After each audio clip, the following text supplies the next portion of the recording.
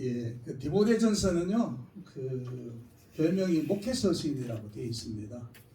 그 우리 목회자들과 교회에 그리고 오늘 우리 많은 크리스찬들에게 주시는 교회가 뭘 해야 되고 또 목사인 우리 목회자들이 어떻게 해야 되고 성도들이 어떻게 살아가야 되는 그 교회론적 입장에서 주신 말씀이기도 합니다.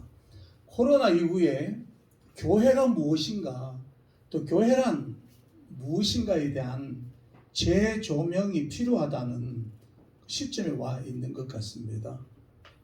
디모데전서 두 가지가 있는데 하나는 교회 사명이 그는 뭐냐 라는 것입니다. 교회 사명은 첫째 예배의 사명이라고 말씀드리고 싶습니다. 교회는 믿는 사람들이 모여서 하나님의 말씀을 듣고 찬양하고 기도하면서 하나님에게 영광을 돌리는 그 사명이 교회의 사명입니다. 우리 교회에서 예배를 드리고 즉 말씀을 듣고 찬양을 하고 기도하면서 그 예배를 통해서 우리가 하나님의 형상을 닮아갑니다.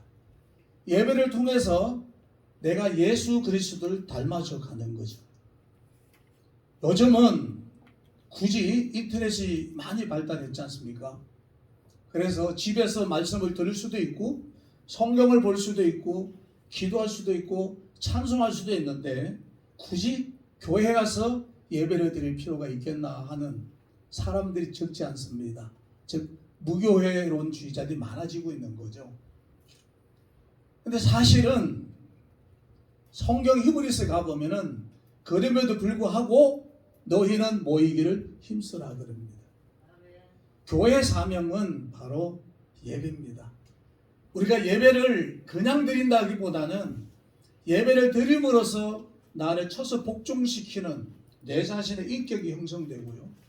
그 예배 가운데 하나님을 만나면서 내 부르심의 소명도 다시 깨닫게 되고 잠시 세상의 물결에 잊어버렸던 내 사명이 무엇인지도 예배를 통해서 깨닫게 되고 내가 잠깐 잊어버렸던 구원의 그 감격이 예배를 통해서 다시 살아나게 됩니다. 그래서 우리 예배를 통해서 하나님의 형상을 닮아가고 예수 그리스도의 삶을 닮아져 가게 됩니다. 그래서 이 예배를 정말로 소중히 여겨야 됩니다. 교회를 사랑하고 예배를 잘 드리는 사람 치고 세상에 가서 잘못된 사람이 없습니다. 우리 주변을 한번 보세요. 다듬어진 인격, 다듬어진 삶, 참으로 그 모습들을 들여보면요. 예배 가운데 하나님 말씀 듣고 예배 가운데 자신을 드리고 찬양하고 기도하며 자신을 훈련해 나가면서 그 예배에 익숙해졌던 사람, 그 사람들이 나가가지고 남에게 괴롭힐지도 모르고 남의 것들 하기 전에 봉사하고 섬기는 정말로 작은 예수 그리스도의 삶을 살아가게 됩니다. 그게 예배예요. 그래서 우리는 이 예배를 정말로 소중히 여겨야 됩니다. 그래서 교회를 요즘 참 이렇게 모이면은 이런 교회 저런 교회 많이 하잖아요. 여러분 우리도 모이는 교회 예배의 소중함을 우리 한번 다시 재조명해 볼 필요가 있습니다. 두 번째로 교회 사명이 뭐냐? 양육입니다. 저희는 제가 그 부교자 시절에요 영아부가 있었어요.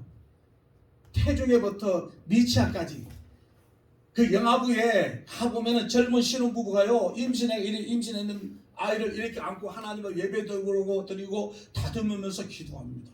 그 모태에서부터 예배드리는 법을 배우는 그 아이가 자라나면서 신앙을 벗어나지 않는 거예요. 저 양육입니다.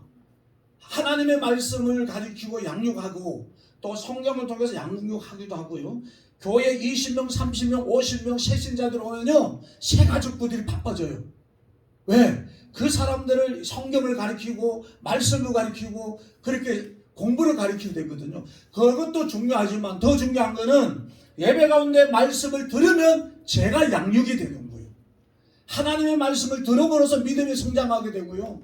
하나님 말씀을 들을 때마다 내 지식도 지혜도 자라게 되고 하나님의 말씀을 들을 때마다 내 마음에서 의에 대한 그 마음이 감동 계속 살아납니다.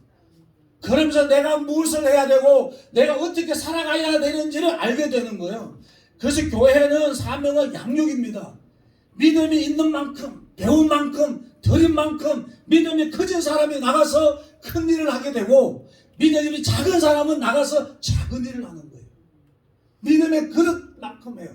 우리가 전도를 합니다. 선교를 합니다.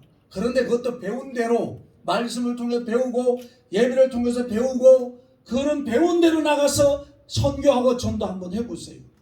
얼마나 좋은 일이 많아지는지. 그런데요, 그냥 말로만 전도하면 안 되잖아요. 요즘 봉사해야 되잖아요. 예수 그리스도의 삶을 살아가면서 봉사하는 것도 중요하잖아요. 그래서 말씀을 듣고 예배를 통해서 예수 그리스도의 삶을 배워서, 형상을 배워서 나가서 주님처럼 섬기고 하면은 세상 사람들에게 감동이 생기는 건데, 잊지 말아야 될 것은 균형입니다. 절대로 균형을 잊어버리면 안 됩니다. 말씀에 치우치거나 영성에 치우치거나 봉사에만 치우치거나 사회봉사에만 치우치거나 어떤 하나에만 치우치면 그는 문제가 생기는 거예요. 균형적인 신앙관도 얼마나 중요한 겁니다. 저와 우리 많은 목사님들이, 저는 우리 교회가 삶을 가르치고 예배를 가르치고, 그래서 그 사람들이 배워서 나가가지고 수많은 사람들에게 섬김과 봉사를 통해서 감동을 줄 수 있는 새로운 놀라운 일들이 일어났으면 좋겠고, 오늘 이 교회에서부터 시작해서 여기 교회 오시는 분들마다 마음에 잃어버렸던 구원의 감격도 회복하고, 그리고 내가 뭘 해야 될지 사명도 다시 재조명이 되고, 여기서 기도해서 예수 그리스도의 말씀을 듣고 나와서 부족하지만 작은 예수 그리스도의 삶을 세상 속에서 살아가면 우리의 삶을 통해서 많은 사람들이 감동을 받고 감격을 받고, 그래서 교회 오게 만들고 예수 그리스도 복음이 들어갈 수 있도록 환경을 만들어주는 그 역할은 교회가 해야 됩니다.